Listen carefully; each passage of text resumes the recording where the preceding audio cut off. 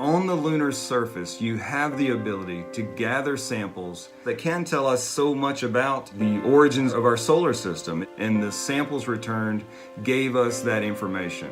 That was what Apollo 14 did that was so trailblazing.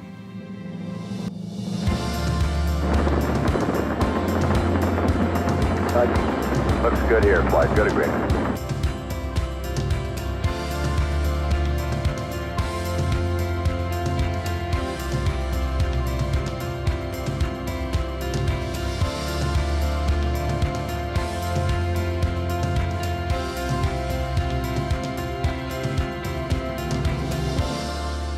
Well, we better back off here and think about this one, Houston. Roger. They continue to believe that this mission might never get started, and Mission Control was pretty convinced it wouldn't either. First attempt, dock, couldn't get a hard dock. Second attempt, third attempt, fourth attempt, fifth, and a sixth attempt. 2 hours. But it's that spirit in Mission Control, in the crew, the faith and the confidence in their training, and they're able to work together as a team to get that mission going. I believe I got a hard dock, Houston. Roger, Al. That's great. Super job, Stu. This is really a wild place up here. In the aftermath of Apollo 13, nothing was taken for granted. It took a lot of work back home to really reprogram that software, to really understand what had happened there.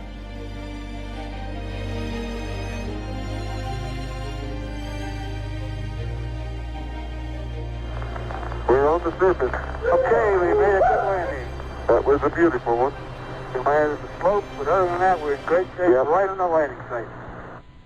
Looks like you're about on the bottom step and on the surface. Bedford, old man.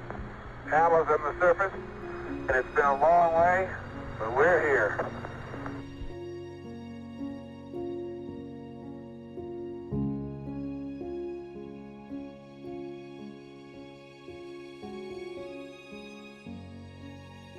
Apollo 14 was an incredibly ambitious scientific mission.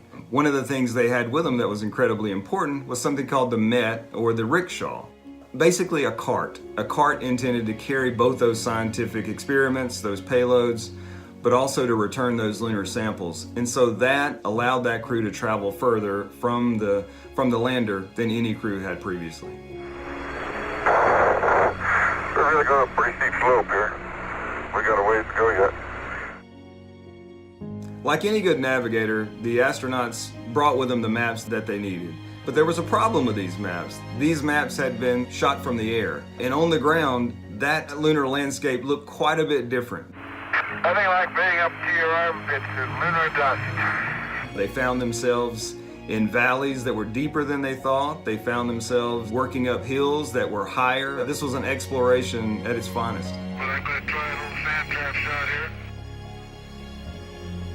That looked like a slice to me, Al. Here we go. And one more. Miles and miles and miles.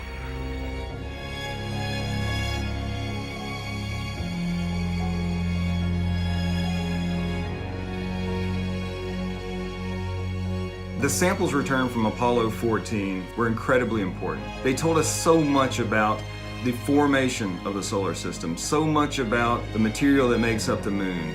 Okay, I'll do a loop. Okay, make it smooth. And around we go. Show us a little style. The return trip to Earth was a time to rest, a time to reflect, but also a time to continue science. A major portion of that journey home was conducting microgravity science, something that today we do on the International Space Station every day. That was really a new way to think about what would the value of space be.